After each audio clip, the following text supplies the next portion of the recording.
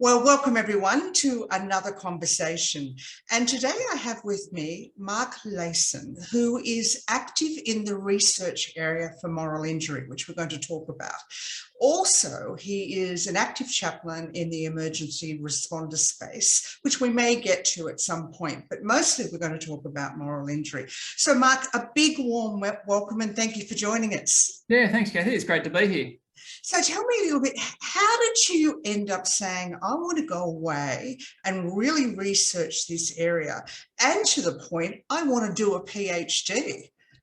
I think it was actually a long road of probably 20, 30 years. So I joined the New South Wales Police when I was 19 years old, and then 7 or 8 years later, I went and joined the fire brigade. Then I put that aside for a little while and I did some ministry. So I'm an ordained pastor of a church. And then 10 years ago, I got back in doing chaplaincy in an ambulance setting. And so my love of being in the emergency service is one part of it, but I'd been doing some research around moral psychology, moral philosophy. And a mate of mine who's a naval chaplain mentioned to me the idea of moral injury. And as I dug into it with him, I went, actually, that really resonates with what I'm hearing with the people that I'm working with. And it resonates a little bit with my own lived experience as well from being in the emergency services. And as I started to dig on moral injury, I went, actually, wow, they're really talking about this in the military space, but no one's thinking about the application of that in an emergency service space. And so either I had a bad curry the night before and I made the decision to go and do a PhD, and here I am. So how long have you got to go? Where are you up to? So I'm in my last year of it, hopefully. Yeah. I'm into sort of almost a third of the way through my third year. So I'm trying to be writing up stuff at the moment. Got all my data and conversations with people and trying to put that into something that another human being can understand. Yeah. So I guess for everybody that's listening, because one of the things that, I hear a lot now that the word moral injury is beginning to be understood, particularly around healthcare workers during COVID, there's a bit of confusion. So maybe you can explain the difference between moral distress and perhaps compassion fatigue, which is very similar, and then how it escalates or can turn into moral injury. Yeah, okay. I think that's really good. There's lots of stuff going on in this space. So moral distress was a term that came into being sort of in the 1980s in a nursing context. And moral distress is when you know the right thing to do, but institutional constraints make it nearly impossible to pursue the right course of action, is the way it's described. So you're given an order to do a particular thing, or a situation is working out, and you, as in this context, nurse, don't feel you have the ability to say, hang on, that doesn't sit right with me and my code, and you're forced to do something that you don't want to do. And it's like a cognitive dissonance is when you think one thing, you do something else. It's like a moral dissonance when you know one thing to be right, but you have to do another. And that's quite distressing. So it's being almost compelled to do something against your own moral code. Compassion fatigue is, some people call, I guess, the cost of caring. Compassion, it actually costs you quite a little bit. And there's two sides of the coin. When you're an emergency worker, for instance, some of the work that you do is incredibly valuable. And you might have compassion satisfaction, as they call it, where you go, wow, that was really tough, but I did a good job. I know I helped this person and the streets are a bit better. After a little while, actually, when you're in an organisational context and things like moral injury and moral distress, those things accumulate and they add up, and it becomes an incredible toll on you and you become fatigued. And so I know paramedics sometimes, they're known as grief mops. That there's so much around grief and loss and dying that they absorb so much of that and it gets too much. I think another step is burnout. One of the things I have in my own little armory of understanding is when people go, look, I love what I do, I just hate where I work. That can be compassion fatigue, burnout kind of thing. But when people go, I really hate everything about what I do, then you're really in a really dangerous spot. But compassion fatigue is perhaps one of those first signs that you're going down a really bad path. Moral injury is similar to moral distress in a lot of ways. There's sort of two poles to moral injury. One of them is self-focused. You're not forced into doing something the wrong thing, but you don't live up to your own high standards. You might be a medical practitioner and you know this is what the standard procedure is, and then you shortcut that. And then there's a bad consequence and you go, oh, you know, I didn't live up to my moral code. I did something against my own moral code. So some people describe that as failing to prevent something that's really dangerous and really harmful, and you go against your own moral code. The other one, which I think we're going to talk a fair bit more about, is this other focused moral injury. Now, the person who first talked about this was a psychiatrist with a Veterans Association called Jonathan Shea. And he said it was betrayal of what's right by someone in legitimate authority in a high-stakes situation, where you thought your commander, your organisation, your peers had your back, and you went into a dangerous or difficult situation, and then you look back and they weren't there behind you, or if they were, they had a knife ready to stab you, and you feel completely at a loss to understand what's gone on here.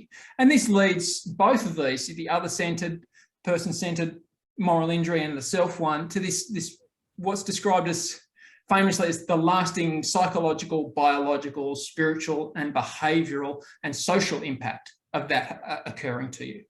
And so it has a really multifaceted, holistic impact on you. And so moral injury is that sense that in a really dangerous situation, I don't feel I can trust the organisation, my managers, to have my back anymore, is one of the elements of what's going on with moral injury. Yeah. So you, particularly when you touched on it there, are interested in the betrayal aspect of moral injury. Do you see that as an organisational wide problem? Because, you know, fruit bowls and mindfulness training and all of those things, they're just skirting on the surface. They're all good for us, but they're not addressing the real problems that are often underlying in an organisation. Yeah, I heard another researcher the other day describe them as icing on the cake, those wellbeing things. If you've got a terrible cake, no much icing you can do is any good. If you've got a good cake, the icing just makes it. And those things I think we need to think of as the icing on the cake. Those wellbeing solutions are easy to tick off and to show a workers' compensation insurer for a large insurance that, hey, we're doing the right thing by our staff. We've got those things. But the cake is the really thing that is really important. How an organisation functions, the way it selects and encourages its leadership to work with the staff to enable them to do the job that they've been employed to do, and seeks to build really positive relationships when things go wrong, not to just simply jump down the throat and give some, sack people or do those kinds of things, because they can be really disastrous and don't get to the root of the problem. So things like organisational justice are far harder to be able to put in place than a fruit bowl.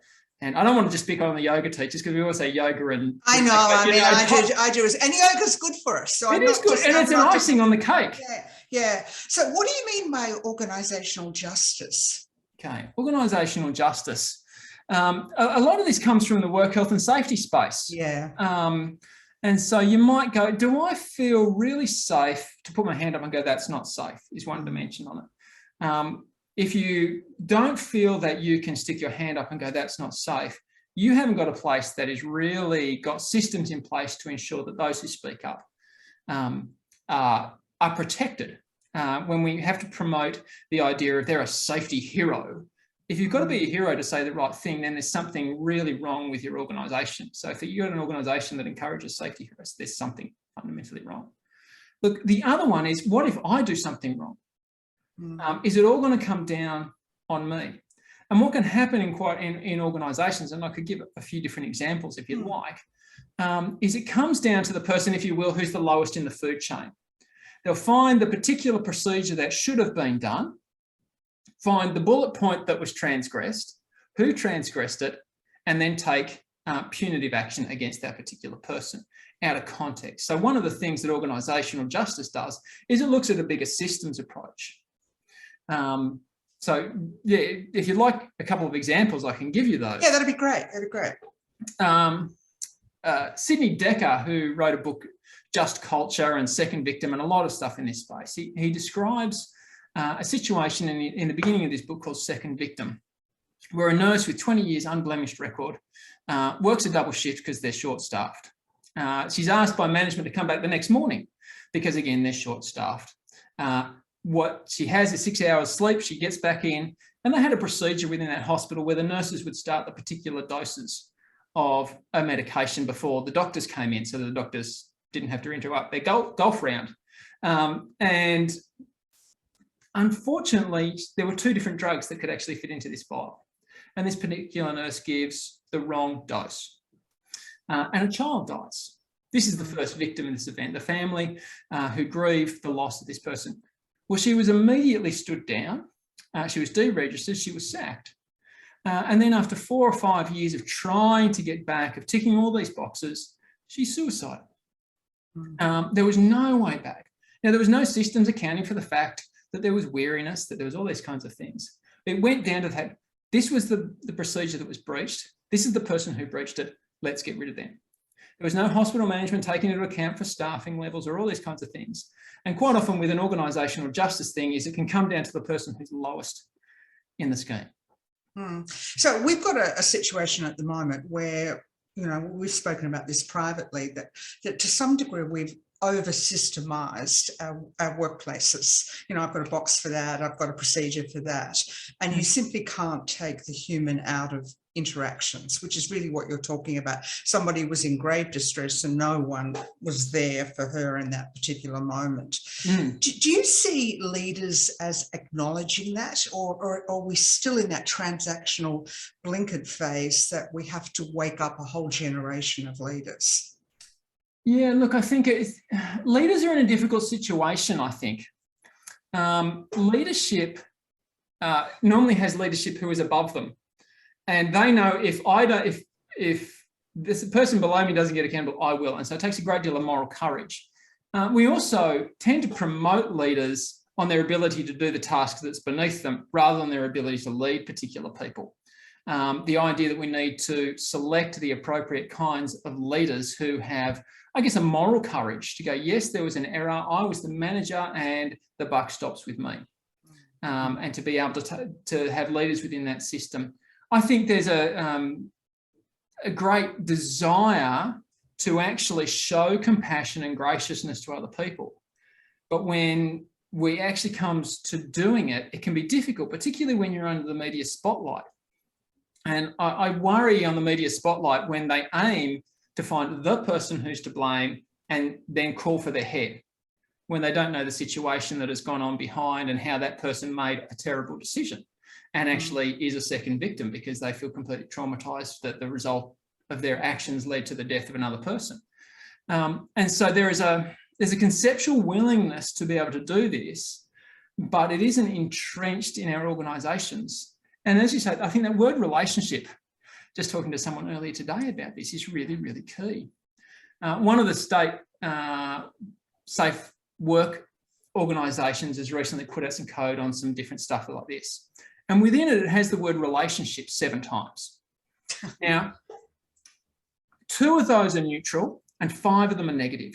You know, it's a risk to have toxic relationships, dangerous relationships, toxic relationships, difficult relationships.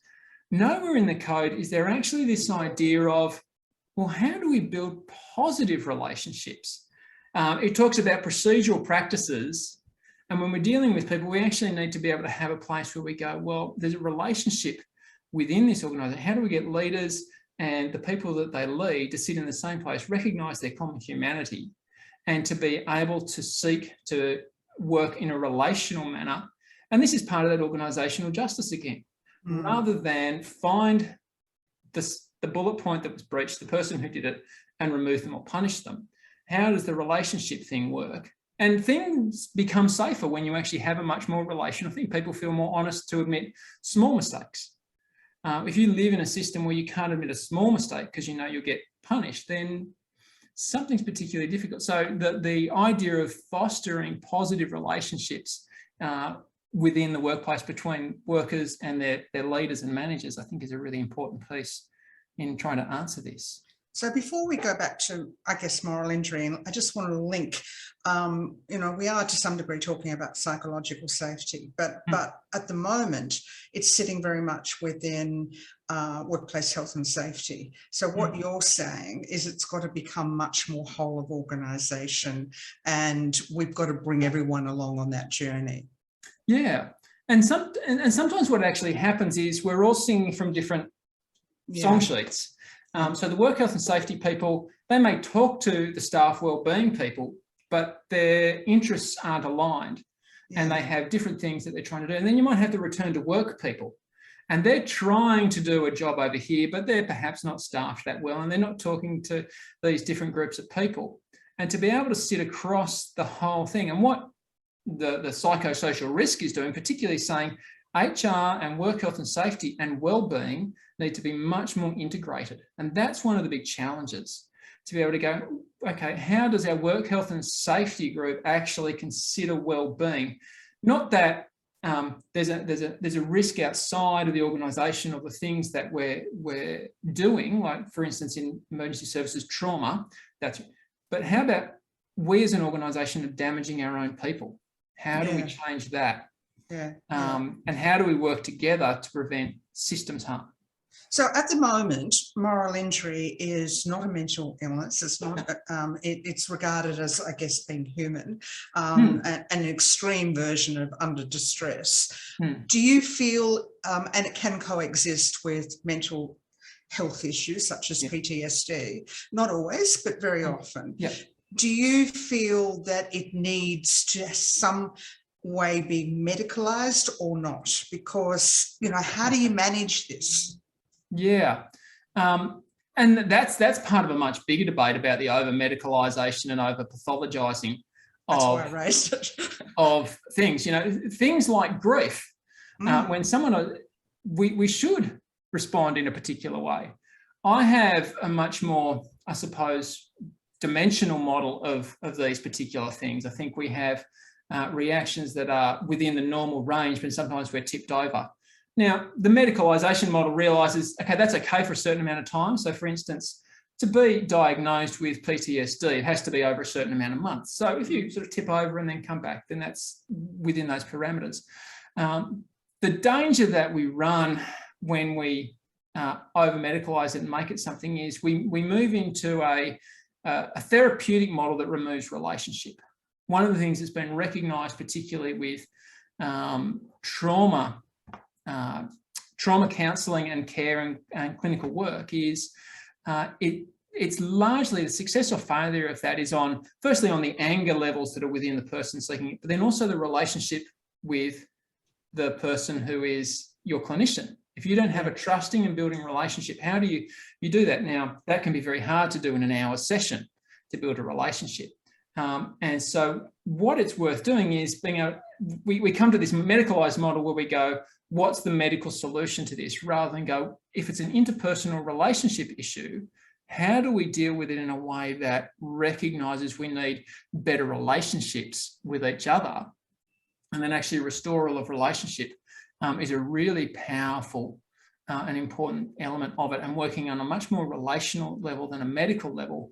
And grief is really Grief and loss is such a big thing, and people don't realise that it's such a normal part of life. Oh, it is. And the social context is what makes it really important. People who are grieving, I tend to find, everyone brings a meal over or looks after them for the first month, and then they go, why haven't you got over it yet?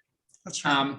It's actually, you move forward with grief, and it's continually having the ability to socialise that grief with people and to be understood and have empathy with you. I talk about the idea of having this is sort of using technical and medical language, subclinical interventions with clinical outcomes, which is a fancy way of just saying, when I saw my mate was down, I put my arm around him and said, mate, are you going okay? Let's go for a walk. How can I help you today? Oh, yeah, I understand. That must be really difficult. I'll check in with you a week. You're not doing anything particularly clinical, but it has a really important thing downstream in a preventative way. And so I think organisations doing that, and a number of them are starting to do that, which is great. But again, sometimes it's neglecting the fact that there's relationships upstream in the organisational structure that are actually causing it as well. And so a flip from let's just get a peer supporter to help you and your colleagues to actually having a relational element all the way through the organisation. So that probably, I don't want to put you on the spot, but I do want to talk to our audience, and we have quite a lot of people that are domestic and family violence survivors or working in that space, and workplace bullying and working in that space. And one of the commonalities that we notice is a sense of betrayal when systems don't support them. So they feel as though they're going crazy. The person they're speaking to thinks they're going crazy and they can't get that support. Are there any practical tools in your research that you've picked up that organisations can be aware of? And the individual, are there any signs that or moments that they can step out of that space to calm down, to get a little bit of time? Because, you know, I had this conversation with a leading superannuation fund this week, and I spoke to them about their letters, and their letters very often traumatise the individual. We often get asked to read them and then tell them what they've said. You know, there are simple things that we can do. You can't systemise, in my view, major distress. Everyone's distress is different. So I guess perhaps you could just talk what your research is showing, if that's relevant, or if you don't know, that's fine. Yeah, I think there are. I think when it comes to the leadership piece, what's coming back from my research, and I'm hoping I'm not going to steal someone else's research here. I just had a chat with someone else about this very same thing. But from mine, that sense of active listening and the ability to be able to put yourself in their shoes, that understanding of what you're being able to do. Understanding is not finding an excuse. Understanding is going, I'm walking your shoes, I feel the depth of that pain, and I want to help that, not just solve the problem. And so it involves leaders taking that risk. One of the things, you know, coming back to grief is, the thing we hate about grief is it's almost like it's sticky and it's infectious. You're crying. That's not what our model is. Ours is happiness in the Western world. You need to be happy. And if you're not, that's an aberration. And if you cry in my presence, it might get sticky and stick on me. And so don't cry. And that's not me trying to comfort. It's not me trying to comfort you. It's me trying to protect me. When I say don't cry, it'll be okay. It won't be okay. My loved one has passed away. They've died. They're not here anymore. And it's that willingness to have a vulnerability, a human vulnerability.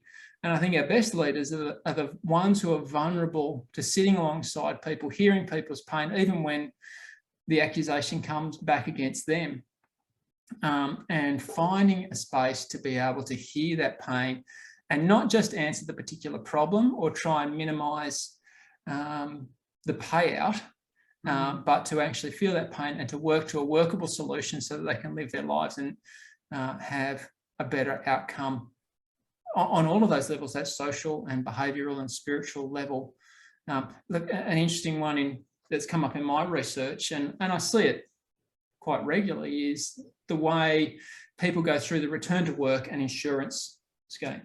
And they get told they've got to this point, and then they go to another person who gives them a lesser diagnosis, and they were employed by the insurance company. And then they go back to another doctor, and then they go doctor chasing, and they feel completely betrayed.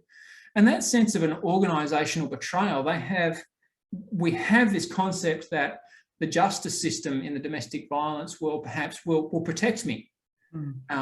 And it probably can't. It's trying to do a very limited amount of things. And so I think being able to build good systems of support for ourselves proactively as well, before things happen, and not isolating ourselves, but also getting organisations to think much more relationally and vulnerable. Honestly, Mark, it's like music to my ears, because, you know, I work quite a lot in also the workers' compensation space. And I find when we validate the injured worker, that we actually understand they are feeling betrayed, and it's not in their head. Their experience is of that. It's not supporting them. The difference in them and being able to conceptualize and understand what's happening in that moment is dramatic. And I think we tend to minimize things that we know we can't change in that moment. So if we can't change the system overnight and we know it's causing harm to some degree, let's just minimize that, when we could be validating the individual and acknowledging their pain and acknowledging what they're going through. It's really interesting because, you know, I've had a couple of healing circles with a group of workers, and being able to acknowledge what's going on for them, you notice, you know, they walk away quite different. And I gather you found similar things in what you've been looking at. Yeah. Look, I mean, I know from my own experience as a chaplain, I'll come alongside people and say, look, I'm not here to fix you. I'm not here to give you the medicine, but I'll walk with you during it.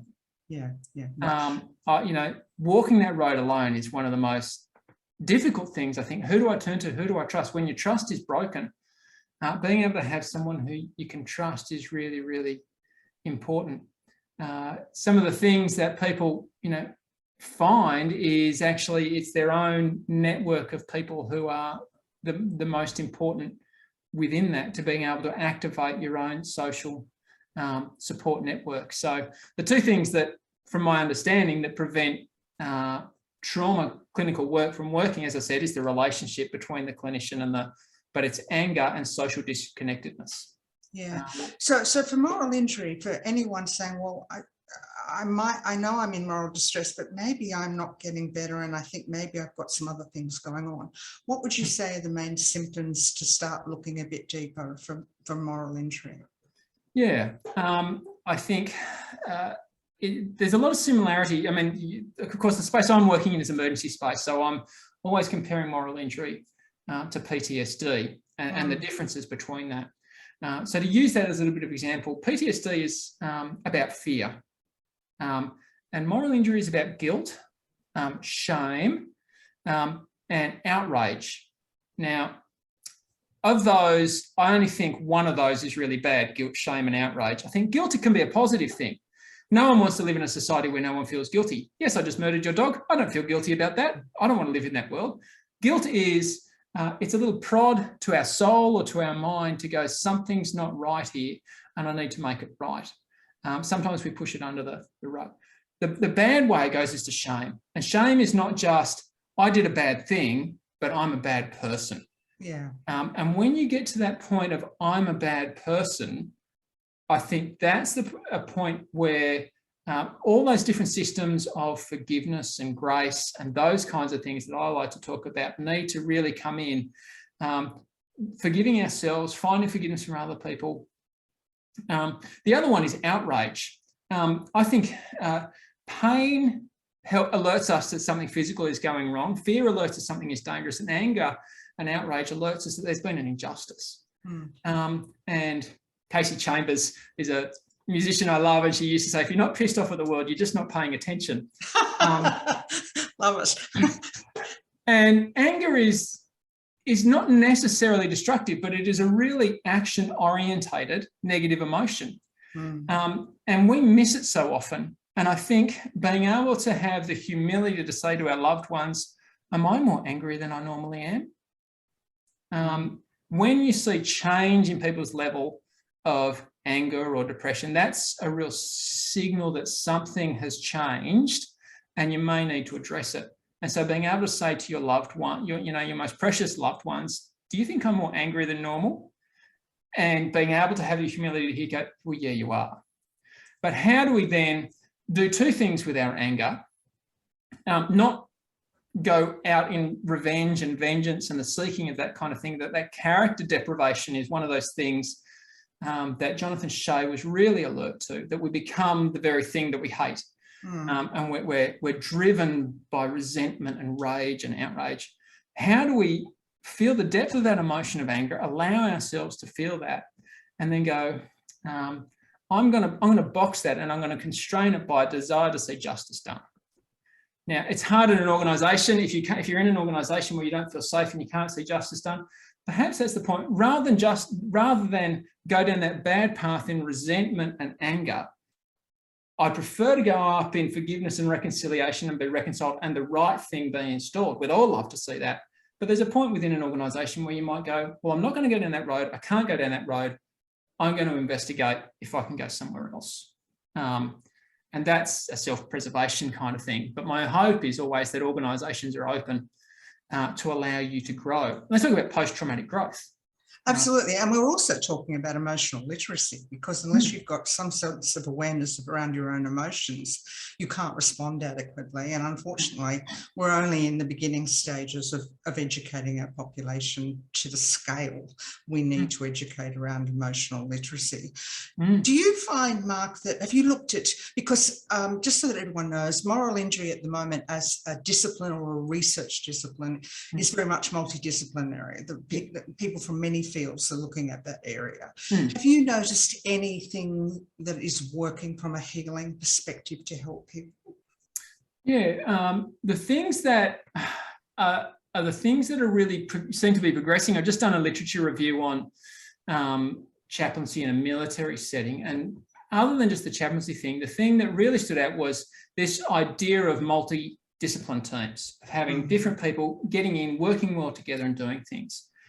A lot of the stuff in that space is also put around narrative, disclosure, and the ability to find that story and find forgiveness as well, or the ability to forgive. So it's being able to tell the story, feel that you're in a place where people are there who you can trust. Some of the early literature on moral injury talked about adaptive disclosure, and actually there's more on that.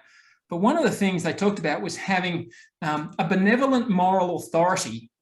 Oh, okay. I know it's a groovy term, and what it's saying is, what they say is, imagine someone who always has your back.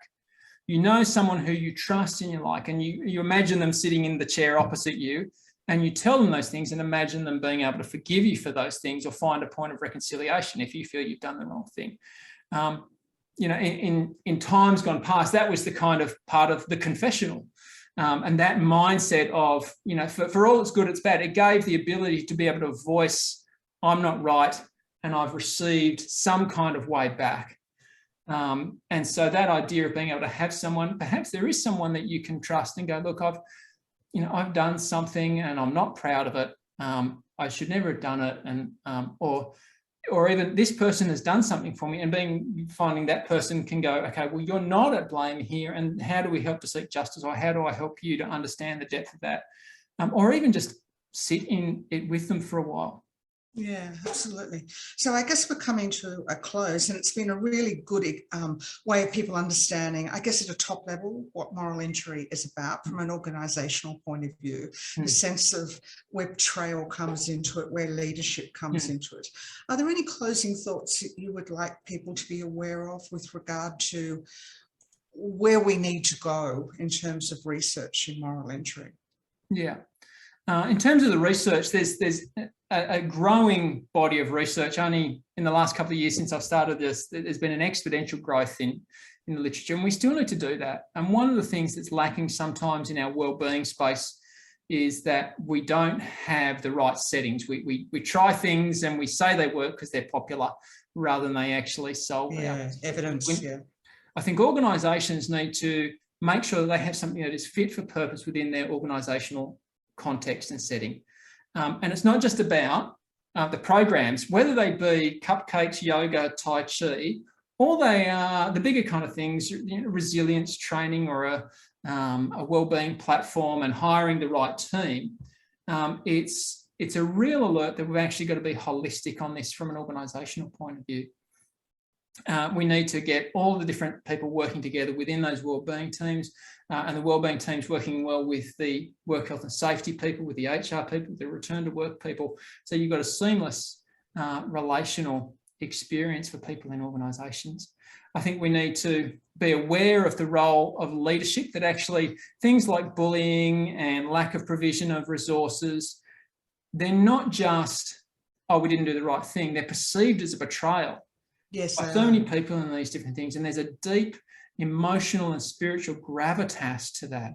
And we can't just write it off, oh, we just didn't get enough personal protective equipment. Oh, sorry, we'll get it better next time. That acknowledging that sense of real betrayal that is felt there, particularly when it's a life and death situation, in emergency services of the medical world. So that's really important for organisations. I think for individuals as well, to have a good group of people, you proactively seek out a good group of people who can be your support network, and who you trust and who you know you have behind you, and you set that up in the good times. Not when it's gone bad. You proactively go, hey, look, I'm going into battle in my workplace. I need you to be my sounding board, to walk beside me, not necessarily fix my problem, but be with me, and sometimes help me to know which road to walk down in all of this. To be able to find that grace and forgiveness with other people and with yourself as well. Absolutely. And you start there and extend it to other people and be able to help other people and walk the journey with them. So, Mark, I mean, this is pretty intense a study. You're dealing in, you know, great trauma, great distress on a daily basis. How do you look after yourself? How do you keep yourself sane with self-care? Yeah. Look, a few years ago, I recognised myself getting to a point where I was beyond my limit, and then I started taking my own advice. So technically, I'm developing a biopsychosocial-spiritual model, which basically means biological. I try and look at myself on a biological level and go, it's really important to do exercise and to eat well. So I playing water polo tonight with a bunch of middle-aged men. We're terrible, but we have a great time. And I mix that with the social bit. Yeah. Okay. And so I make sure I have good social networks with peers, with old friends, and I deliberately foster them. The psychological, the way you're thinking about things, and where you need to, go and get some proactive help. I started a regimen of professional supervision, not because I was necessarily really bad, but I wanted to prevent myself, and some really good techniques in that. And so that was really important for me. And then the spiritual as well. For me, finding the spiritual practice, that connectedness. For me, I've got a strong personal faith in a particular faith network. Some people, it sort of sits there amorphous, but to be able to find that space where you can connect in a space that's bigger than yourself, can put things into a bigger context, and to be able to do that where you can in a social network as well, people who have a similar mindset and can use that as something to help you centre and ground yourself and your beliefs and your morals. And to be able to be a guiding light, so you keep being brought back to the person that you wanted to be, and that you know you are on your best day. I say to people, particularly during COVID, because you know, exercise has been so important for so many people, getting out in nature, it's been the one thing we've all gravitated towards and just pleasured ourselves in being outside. It's okay to fall off the wagon, metaphorically. You know, we all had doona days, we all, you know, withdraw. Work can get a bit much for all of us, but the secret is, as you say, to be very considerate about it. Okay, I'm withdrawing a bit much, I need to get out more, I need to connect more with people, I need to spend more time reflecting on my faith or whatever spirituality might mean for you. Yeah. Would you agree with that? Yeah, absolutely. Absolutely. I think one of the things that I really love, a guy called Kevin Gilmartin wrote a book called Emotional Survival for Law Enforcement. And he contrasted two different people, the vague victim and the specific survivor. The vague victim says, oh, when I'm less busy, I'll do something. After this period, you know, when I've got some time, I'll go camping with the kids, or I'll do something with my spouse. And they never ended up doing it. The specific survivor says, okay, all things being equal, I'm going to go camping in May with the kids at this particular location, and I'm going to book it in early, and maybe it'll get cancelled, but I'll book a few things in, and I'll do something really positive, something to look forward to, and I'll workshop that with people, recognise when I'm in my highs and when I'm in my lows, and find that space and plan those times, because, yeah, it's okay to have those low days, and give yourself permission to go, it's a doona day, I'm on a low, and I'm going to come back up, and that's fine. But not let that become a pattern.